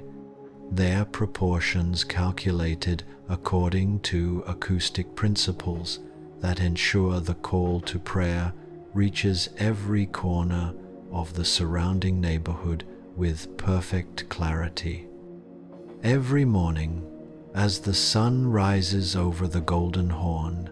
and paints the mosque's walls in shades of rose and gold that shift and change with the advancing light,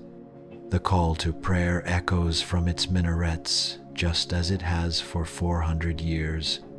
connecting the present moment to the vision of a woman who understood that true immortality comes not through monuments to personal glory, but through service to something larger than oneself. The mosque serves not just as a place of worship, but as a community center where people gather for education, social services, and the countless small interactions that bind human communities together across the generations. The complex of buildings surrounding each imperial mosque typically included not just the prayer hall itself, but madrasas where students studied theology and law, libraries that preserved manuscripts from across the Islamic world, hospitals that provided free medical care to anyone who needed it, regardless of their ability to pay, kitchens that prepared daily meals for the poor, caravanserais that offered shelter to travelers, and fountains that provided clean water to entire neighborhoods. These charitable complexes, known as kulliye, represented a comprehensive approach to social welfare that addressed not just spiritual needs, but the full range of human requirements: education, healthcare, nutrition, housing, and economic opportunity, creating support systems that helped entire communities thrive rather than merely survive. The educational institutions established by imperial women created intellectual traditions that shaped Ottoman culture for centuries, fostering the kind of scholarly excellence that made cities like Istanbul, Cairo, and Damascus centers of learning that attracted students and teachers from across the known world. The libraries they founded preserved and transmitted knowledge that might otherwise have been lost during the political upheavals and military conflicts that periodically disrupted the transmission of learning, creating bridges between the classical traditions of Greece and Rome, the philosophical heritage of Islam, and the emerging ideas that would eventually contribute to what Europeans call the Renaissance and the Scientific Revolution. In madrasas from Bosnia to Baghdad, students still study texts that were copied and preserved through the patronage of women whose names they might not even know, but whose influence continues to shape their understanding of the world, their approach to learning, and their conception of how education should serve both individual development and social progress. The medical institutions founded through female patronage pioneered treatments and procedures that influenced healing practices throughout Europe and Asia, creating hospital systems that provided not just emergency care, but long-term treatment for chronic conditions, mental health services that treated psychological distress with compassion rather than superstition, and medical schools that trained physicians according to standards that emphasized both technical competence and ethical responsibility. These hospitals, unlike their European counterparts, admitted patients regardless of their religious or ethnic background, creating healing environments where Christian, Muslim,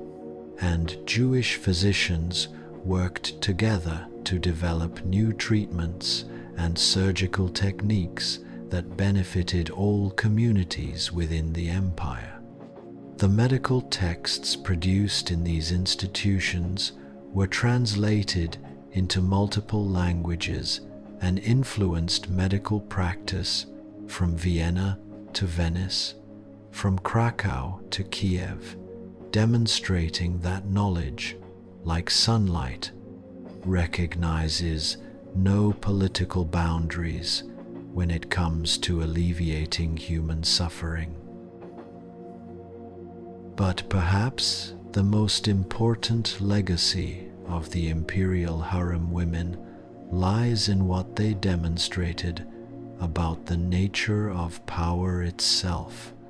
lessons that remain relevant in any era where formal power structures exclude certain groups, while practical necessity requires their participation and leadership. They showed that authority does not always flow through official channels marked by titles and ceremonies,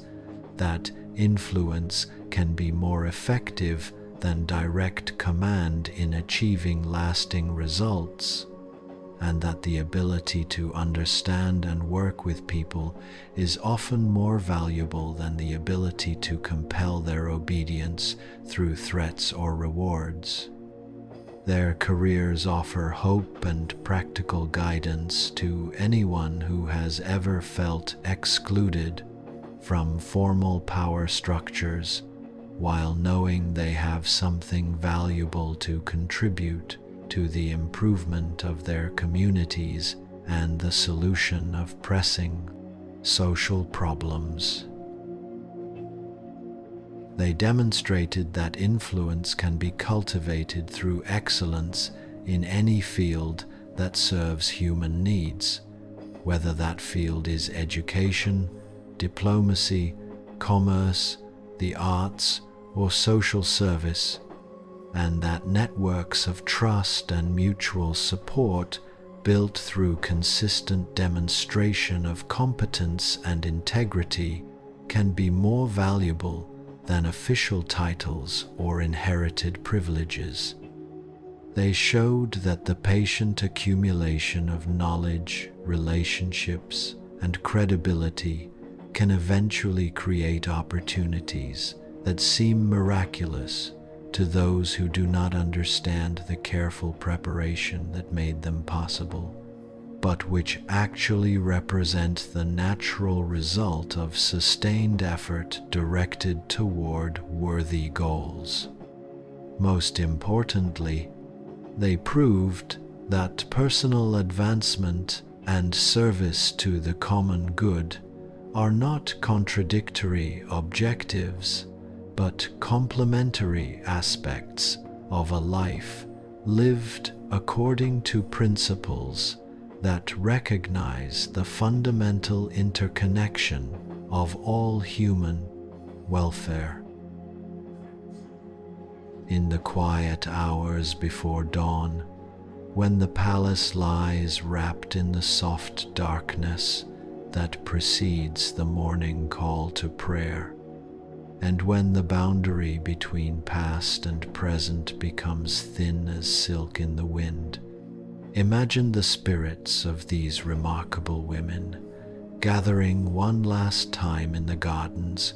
where they once walked and planned and dreamed of a better world for their children and their children's children.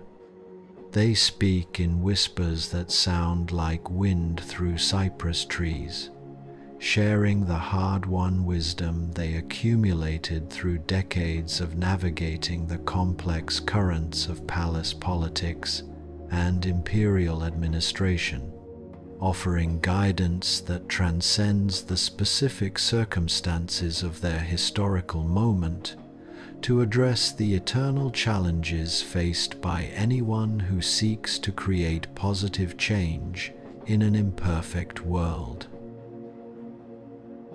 Power, they might say, their voices carrying the authority that comes from experience rather than position, is not about getting what you want through the exercise of superior force or the manipulation of others' weaknesses, but about understanding what others need and finding ways to provide it that also serve your larger purposes and contribute to the general welfare. Influence flows not from fear, which creates enemies who wait for opportunities to strike back, but from trust earned through consistent demonstration that your counsel leads to better outcomes than the available alternatives. The most lasting achievements come not from defeating your enemies through superior strength or cunning, but from transforming them into allies by showing them that their legitimate interests and yours can be served by the same actions, that cooperation produces better results than competition in most human endeavors. They might speak of patience, that most undervalued of political virtues, explaining how the greatest victories often require years or decades of careful preparation, like gardeners who plant trees, knowing they will never sit in their shade, but understanding that future generations will benefit from their foresight and labor. Learn to plant seeds that will not bear fruit in your lifetime, they whisper, their words carrying the weight of experience earned through decades of working toward goals whose achievement they might never live to see. Create institutions that will outlast you. Establish relationships that will benefit your successors. Solve problems that will prevent future conflicts, even if you receive no credit for your foresight, because the greatest satisfaction comes not from personal recognition, but from knowing that your efforts have made the world a little better than you found it. They would certainly emphasize the importance of education and cultural sophistication,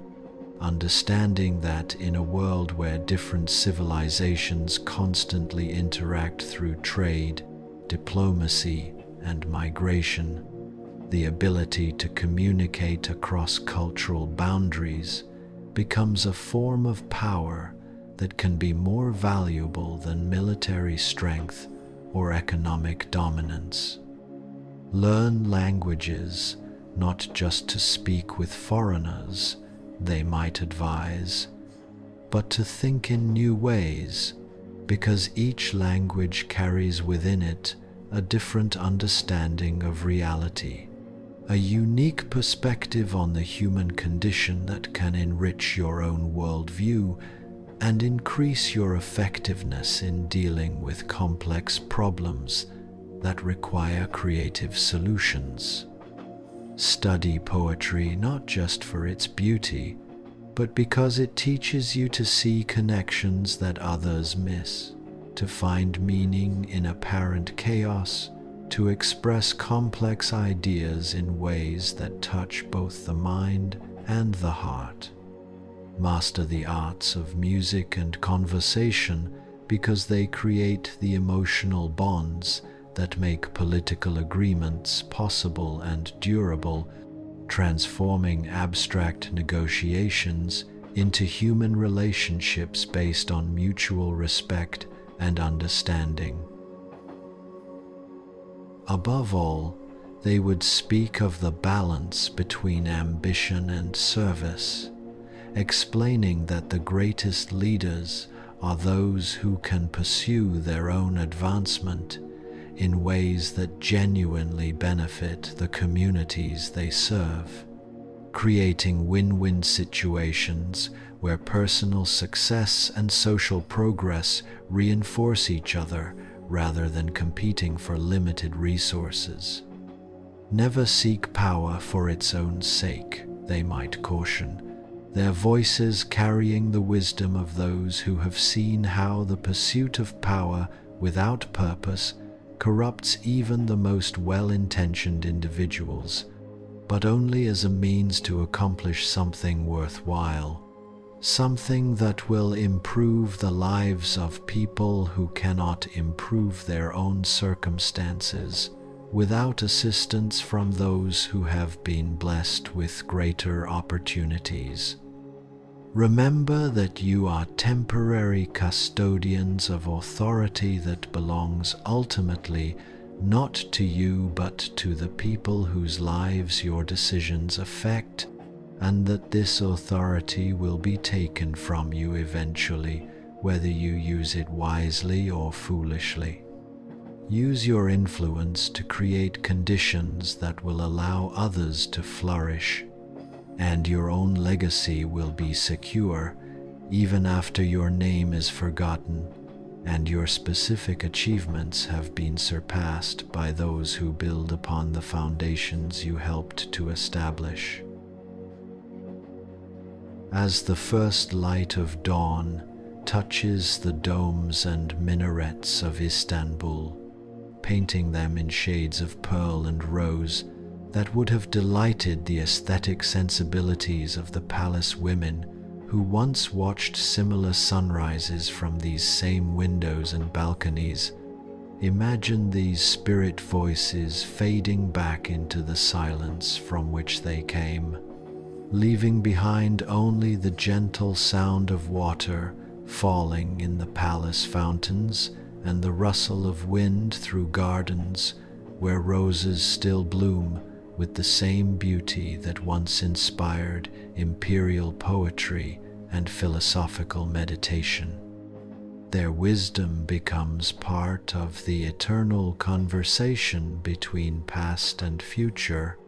between those who have faced the challenges of leadership and those who must now find their own ways to serve their communities and contribute to human progress. The stories of Nurbanu Sultan, Kösem Sultan, and their remarkable contemporaries remind us that history is shaped not just by those whose names appear in official chronicles and whose deeds are recorded in monuments and state documents, but by countless individuals who work within the systems they inherit to create possibilities that would not otherwise exist, who find ways to influence events despite lacking formal authority, who demonstrate that greatness can emerge from the most unlikely circumstances when intelligence, determination, and compassion are combined with patience and strategic thinking. They show us that wisdom often develops through adversity rather than comfort, that the most valuable insights frequently come from those who have experienced both powerlessness and authority, and that the most important changes sometimes happen so gradually that they are invisible to those who live through them, but become obvious only when viewed from the perspective of decades or centuries. Their lives offer hope and practical guidance to anyone who has ever felt excluded from formal power structures while knowing they have something valuable to contribute to the world. Anyone who has felt that their background or circumstances make them unsuitable for positions of influence. Anyone who has wondered whether individual effort can really make a difference in complex systems that seem resistant to change. They demonstrate that influence can be cultivated through excellence in any field that serves human needs, that networks of trust and mutual support can be more valuable than official titles or inherited privileges, and that the patient accumulation of knowledge and relationships can eventually create opportunities that seem miraculous to those who do not understand the careful preparation that made them possible. Most importantly,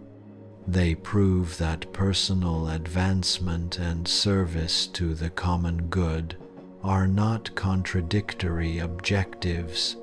but complementary aspects of a life lived according to principles that recognize the fundamental interconnection of all human welfare. As you drift into the deepest layers of sleep, let the stories of these extraordinary women settle into your dreams like ancient wisdom preserved in the pages of illuminated manuscripts, their voices joining the eternal chorus of those who have faced impossible challenges and found ways to transform them into opportunities for growth and service. Feel their presence as a gentle comfort, a reminder that no matter how constrained your current circumstances might seem, there are always ways to work within existing systems to create positive change, always opportunities to develop the knowledge and relationships that can eventually lead to positions where you can make a real difference in other people's lives. Their stories echo through the centuries with a message of hope and empowerment that transcends the specific details of Ottoman Palace politics to address the universal human experience of seeking meaning and purpose in an often challenging world. Let their examples inspire you to understand that intelligence combined with patience can accomplish more than force or formal authority alone, that compassion paired with strategic thinking can create solutions to problems that seem intractable when approached with either emotion or calculation separately, and that personal ambition aligned with genuine service to others can accomplish transformations that benefit entire communities and influence the course of history in ways that may not become apparent for generations. Their legacy lives on not just in the buildings they commissioned or the policies they influenced, but in the model they provide of how individuals can transcend the limitations of their circumstances through dedication to excellence, service to others, and an unwavering commitment to the belief that tomorrow can be better than today if we are willing to work patiently and intelligently toward that goal. The moonlight fades over the Bosphorus as dawn approaches, and in that magical moment between night and day, when the boundary between past and present becomes thin as silk and the voices of history speak as clearly as the wind through ancient gardens, the stories of the Imperial Harem women join the eternal conversation between those who have gone before and those who will come after. Their wisdom becomes part of the collective human inheritance, available to anyone who takes the time to listen carefully to the lessons they learned through decades of patient service, careful observation, and strategic action in pursuit of goals that served not just their own interests, but the welfare of millions of people across 3 continents. Sleep now, dear listener, and let your dreams carry you to palaces of your own imagining, where you too might discover the power that comes from understanding others so well that they choose to follow your vision of what the world could become, where you might find the courage to persist through setbacks and disappointments because you understand that the most worthwhile achievements often require years or decades of sustained effort, where you might develop the wisdom to balance personal ambition with service to others in ways that create lasting positive change. The stories end,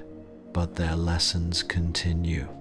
whispering through the chambers of memory like evening breezes carrying the scent of roses and jasmine, the eternal fragrances of a garden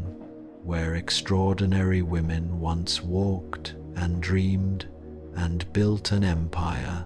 that, in its finest moments, was worthy of their intelligence, their courage, and their unshakable belief that human beings can create beauty, justice, and prosperity when they work together toward common goals with patience, wisdom, and love. In the distance, the first call to prayer echoes across the sleeping city, just as it has for centuries, connecting this moment to all the moments that came before and all those that will follow, reminding us that we are part of a story much larger than our individual lives, but to which each of us contributes something unique and irreplaceable. The women of the Imperial Harem understood this truth and lived it with a dedication that transformed not just their own circumstances, but the world around them, leaving us a legacy of wisdom, courage, and hope that continues to inspire all those who believe that tomorrow can be better than yesterday, that human beings are capable of greatness when they commit themselves to something larger than their own immediate desires,